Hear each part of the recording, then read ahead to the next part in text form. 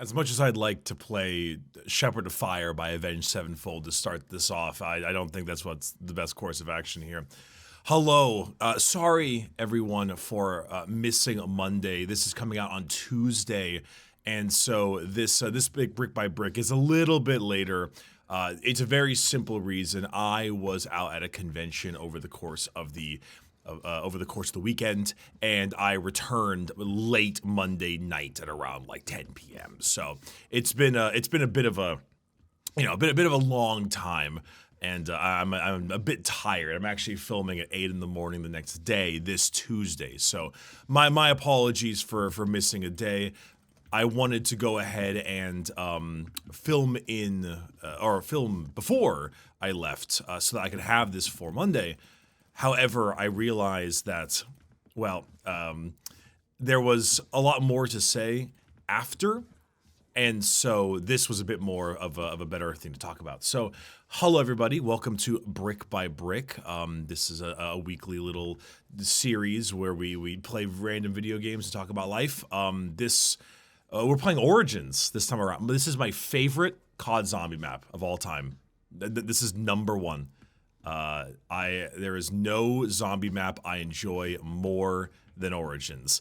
I think it combines a perfect mixture of the incredible aesthetic that COD Zombies is known for, along with a really good mixture of. Unfortunately, I don't know enough about Origins to realize that I accidentally went to the wrong conversions generator.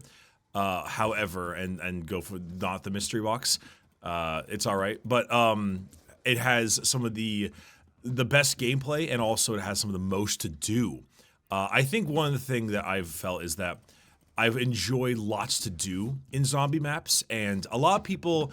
I had a little, not really an argument, but like a little bit of a shit talking type thing with Pancreas No Work, a Warhammer YouTuber, about COD zombie maps, and one of them was the discussion about, what are the best maps, and I'm a bit of like a middle head. Whatever the hell that means. I like the stuff that's kind of in the middle of the zombies' history. So I really like a lot of Black Ops 3 maps. I like a lot of Black Ops 2 maps. And I like stuff that has a lot to do, but it isn't particularly overwhelming with stuff, or it isn't too annoying. To me, Origins is the perfect blend of the two. Whereas like certain maps, like let's say Zetsubo no Shima, which I actually think is a little bit underrated, still has just a little bit too much going on, you know? There's just a little bit too much you gotta get going, which is can become a little bit annoying at times. But Origins, love me some Origins. Anywho, this last weekend I was over at Weebcon, and that was over at the Dallas Gaylord Texan. If you've never been there, it is in fact called the Gaylord. It's actually a series of hotels owned by, I don't know, Frederick Gay, middle name Lord. I don't really know. However, it is a very odd series of hotels that are almost a little bit like ships in a bottle. They're very fascinating hotels. They've got a they genuinely are combination of hotel and convention center, and so inside of it is this big like dome, this big glass dome that is basically it's basically, like I said, like a ship in the bottle. There's like lots of restaurants and shops and things like that all inside this area. There's a popular convention as well in Washington, D.C. called MagFest that takes place in the National Harbor Gaylord Resort as well. And so, but during or for that, I was spending a lot of time working because I actually didn't get a chance to be very bricky during that. I was mainly being owner of Orchid 8 because I actually was having a booth. And so the Weebcon is obviously a very anime-centric thing. However, there's also a lot of VTuber-related specificity. And so up in the third floor of it, there was a special lounge called Oshi Lounge. Oshi, O-S-H-I, for those of you who aren't aware, is basically like a moniker or a colloquialism for your favorite person or your favorite like talent. So, for example, weebs, correct me if I'm wrong, but like if you have a bunch of VTuber companies, like let's say HoloLive and like Phase Connect and possibly like VShojo, 1,000 curses upon their name, you would basically have like a favorite person from those areas, and that would be your Oshi, O-S-H-I. However, your favorite of all VTubers would, like everything would be your Kami Oshi, I think.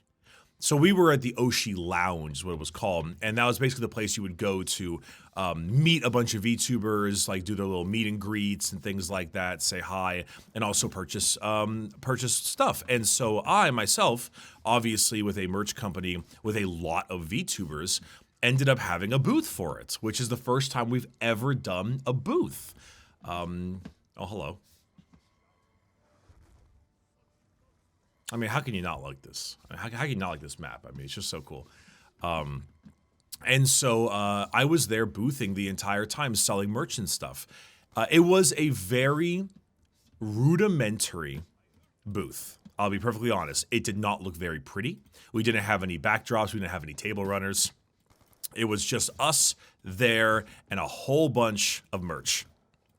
And we weren't obviously in the main hall either. And because we weren't in the main hall, apparently the main hall was a madhouse. Apparently it was really hard to move around. But we were kind of in our own area, back of the wall, with lots of merchandise. And I worked the booth the entire time, which is kind of what today's topic is after we're already 8 minutes and change in.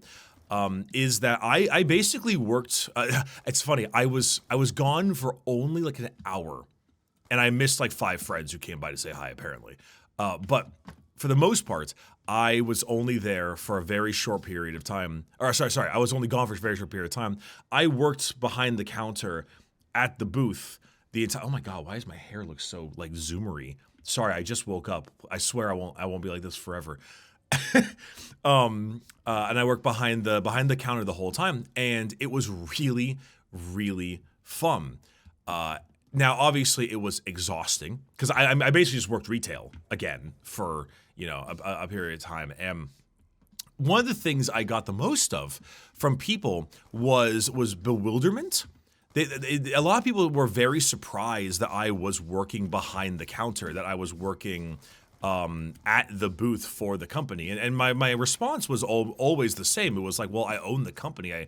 Isn't it like obvious? Shouldn't I like obviously be helping run the booth? At least for the first one, at least for the first ever com.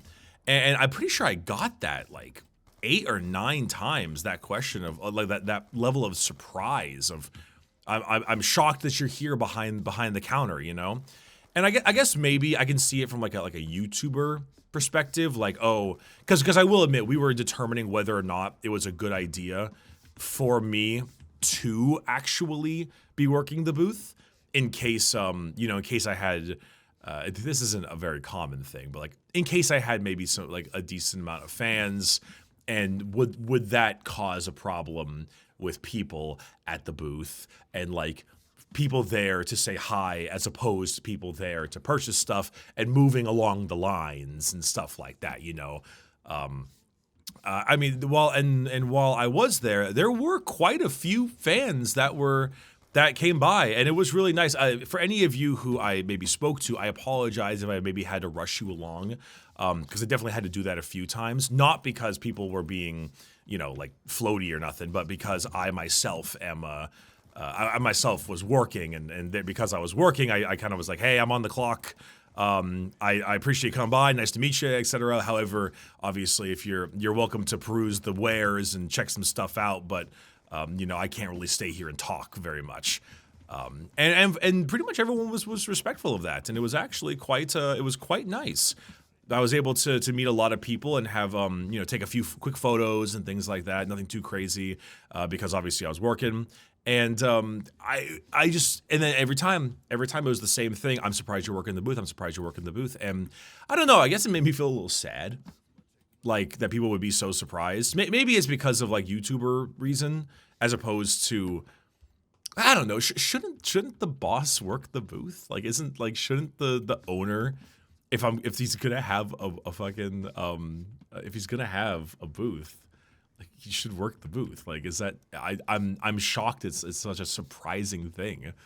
But that was the one thing. That was the one thing I just kept hearing, and from that, it made me kind of think a lot.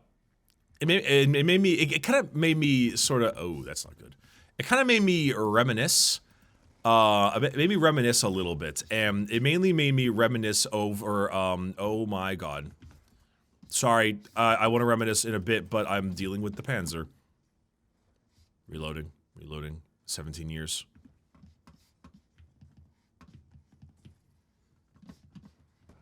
Ow. Ooh, this is bad. It's actually really bad.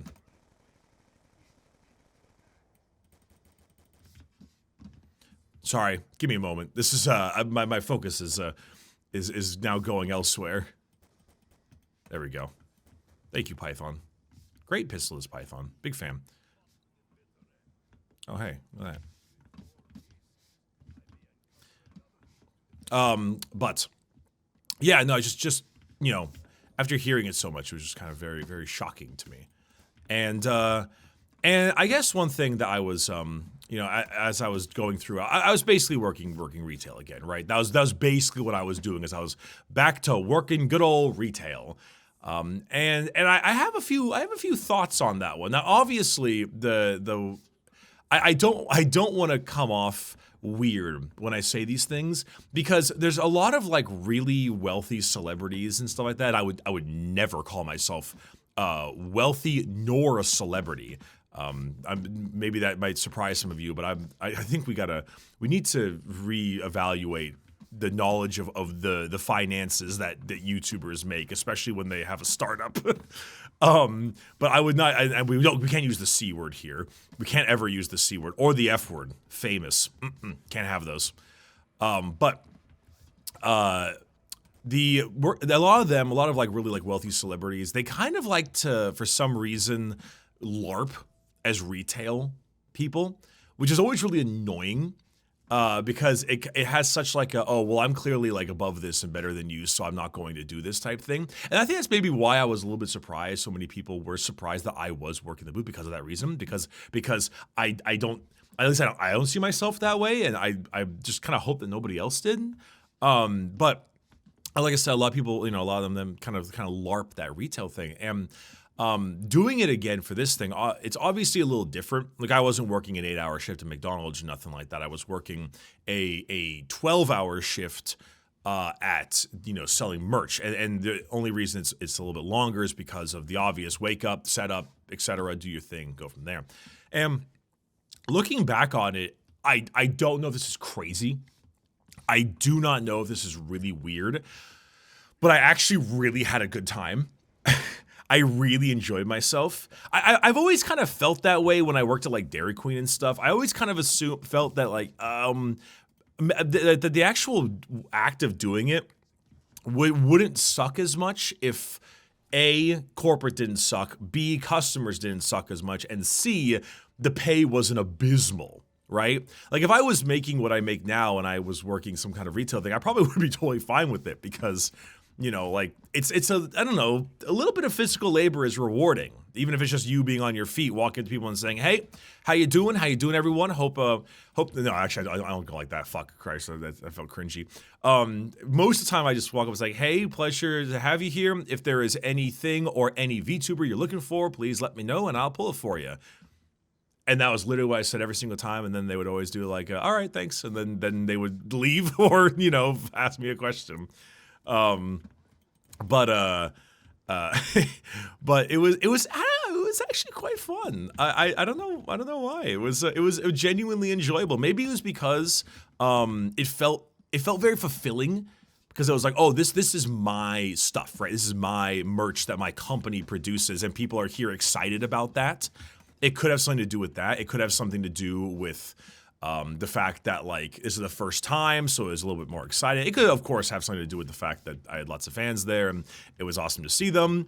But I don't know. I actually found myself really enjoying myself during the little, you know, retail stint going on there, and I really didn't have any strange people at all. We had like a couple people at the VTuber meet and greets that were a bit you know, kind of the ones where you have to tell them like, all right, come on, moving along. But besides that, no, not a ton. Truth be told, a generally decent situation with some generally decent fans that weren't, you know, odd or problematic or nothing like that. So, you know, very, very good times across the board. We had a ton of meet and greets too, tons of meet and greets. And that was very good. That was actually the most worried about that. I was very concerned that, you know, because like if you're gonna have a meet and greet, even if it's virtual, you got to be really careful with your. I'm dead. You have to be very careful with your you know, line management and stuff like that. You really want to be extremely cautious about how people operate and how they act and stuff. And you really don't want to make your people uncomfortable, especially if you're the one who's running the event, or not event, the booth. It's a really bad round of Origins, by the way. I definitely could be doing a lot better with my staff gaining. I didn't even look up in the sky to get the fire staff. I just forgot. But I will say the actual experience of it was quite good.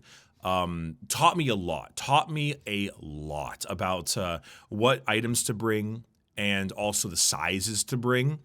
You know, you try to get a nice little breadth of things and of different kinds of sizes for various people and stuff. And I mean, I think I sold like one small the entire weekend, like one small. And then after that, I sold maybe like, actually I sold a couple 3XL, but fewer than the smalls. And I also had a bunch of extra smalls, and none of them were touched. And so it kind of makes me think about like adjusting my quantities, adjusting my you know, what am I going to bring in each of the for each of the events. Also packaging. There's a very big thing there about like, okay, because I came into the event with a whole pallet and some boxes worth of stuff. And then I left the event with just one pallet, but it's still a pallet worth of stuff, right? And so because it was still a pallet worth of stuff, makes me think a little bit about, you know, what is the best course of action when it comes to packing things. There was a lot of like, oh my god, electric cherry. There's a lot of like con related stuff. A lot of like, hey, this is something I want to do because it's important for like line management and like how to manage lines and like how to do with security and that kind of stuff. And I don't know. I really did not mind working over the weekend and really enjoying myself. And it makes me feel as if like maybe some people are not kind of putting their money where their mouth is as much as they should. Like I don't know. I feel like if you're going to own a company and you're gonna like do stuff like, I don't know, like you should, like, you know, maybe I'm getting a little too Warhammer pill, but like fucking lead from the front, you know? Lead from the front. I think it matters, and it also matters for the people you work with. I mean, what does it say about me if all I do is like walk up to the booth every so often with a coffee in my hand? I'm like, things going good? Things good? Solid? Yeah? All right, cool. See you later. Like, I don't know. He seems disingenuous. It seems wrong.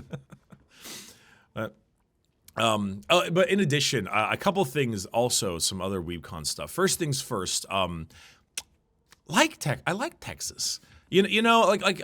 Every state in the U.S. has its problems, and there's always gonna be some Texas-California rivalry, as it always is. And I mean, you can never pull me away from the home state, no doubt. However, if you had to like personally, if you had to like do a top 10 like states list, I'm pretty damn sure Texas is in there. Obviously, it has some things that aren't great for some people, and vice versa. But I like just the sheer volume of a cultural melting pot that Texas is, the size of it, of course, and the there's definitely some things that I don't love. Car related infrastructure is a big one. The distance between everything. I swear, with the amount of gigantic highways that Texas has, I am shocked your parking lots aren't at least a little bigger. It is a little insane to me that that the average drive time is like 30 minutes to a lot of places, and then there's no parking. I mean like shit. I'm shocked there's so little parking. But that's my little pet peeve aside. But I really am a fan of Texas. I went to the Warhammer store. I went to the Warhammer store over in Dallas as well. Apparently, it's the largest Warhammer store in North America, and it's really cool. It's got a bunch of like Hive City wall art, basically, to kind of act like it's a little bit of like, act like it's a Hive City. They had a lot of really cool stuff there. I bought a limited edition copy of Infinite Divine when I was out there, the one with all like the pictures and stuff, and it looks really, really cool. That was super fun. I also went to some local game stores. A pleasure. I met some fans there. A pleasure to meet some of the folks who were at the Games Workshop, and also there was 2 game stores I went to. Game Nerds, I believe, was one of them, with a Z, so they're awesome. And the other one was not like Common Ground Games, I think, out in right near the airport, right near Dallas Love. And also I got all 3 of my things already. Damn. Thanks for meeting some of the folks there as well. That was one of the things that also surprised me the most. You know what I heard? So I hear always very similar things whenever I meet fans. I hear, A, you got me into Warhammer, screw you. Smoke cigarette, classic. B, I've been following you since insert time, like League of Legends is one of them, and then we both shake our head like the dark days.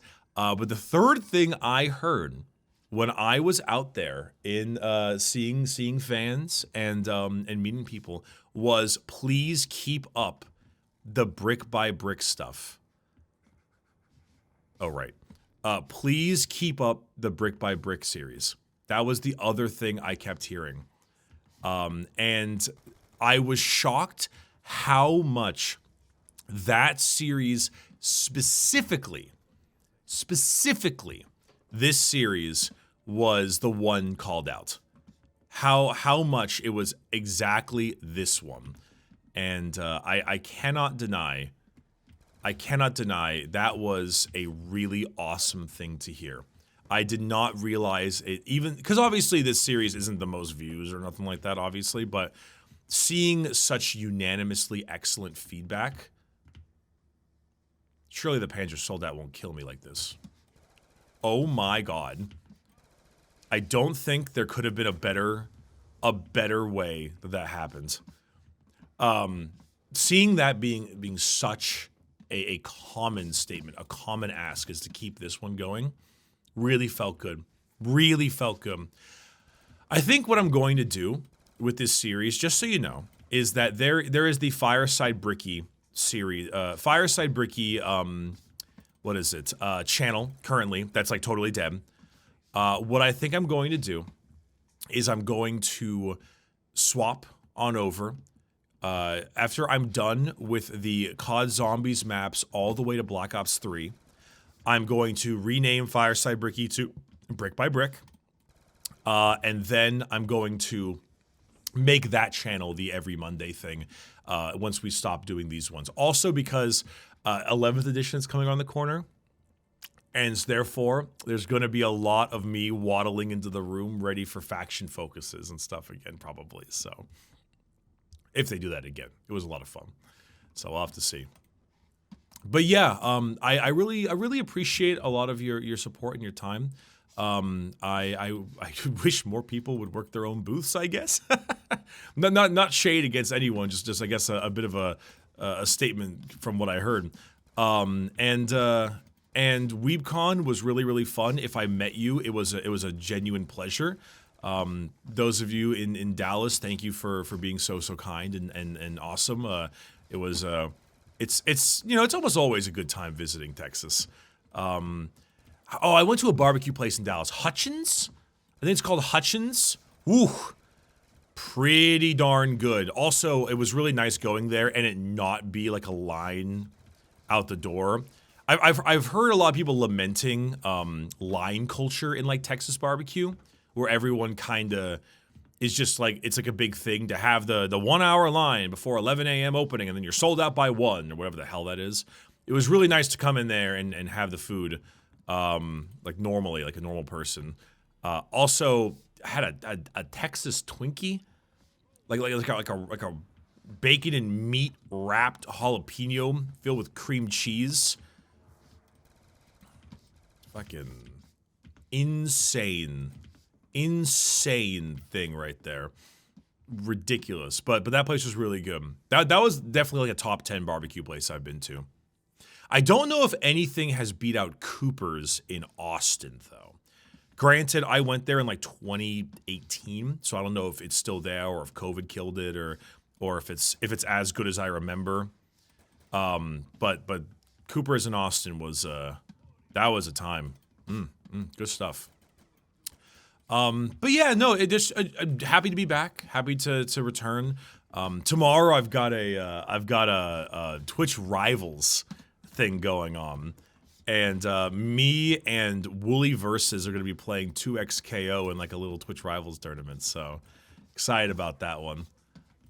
Yeah, that's what I got going on. Hope you all had a good week. Hope you're having a great weekend, and I will see you on Monday again. Thanks so much for coming by. Peace.